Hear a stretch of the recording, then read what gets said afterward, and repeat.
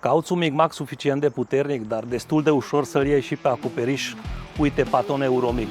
Dar haideți să vi-l prezint. Aparatul are funcția de sudură cu electrozi înveliți, are funcție lifting și are funcția micmac. Sudează cu gaz și fără gaz. Are funcția de 2T, are funcția de spot, deci de punctare, și are funcția 4T. Aparatul permite salvarea setărilor, 16 setări. Aparatul se mai remarcă prin faptul că pornește de la 8 A, ceea ce permite sudura materialelor foarte subțiri, fără să găurim materialul. Aparatul permite sudura sârmelor de până la 5 kg de 0,6, 0,8 și 1. Vine echipat cu un pistolet MB15 de 3 metri și seturile de cabluri pentru electrozi de 3 metri.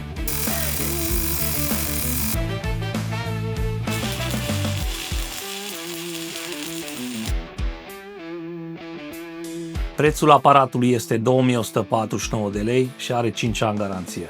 Pentru mai multe despre sudură și echipamentele noastre, dă-ne un follow!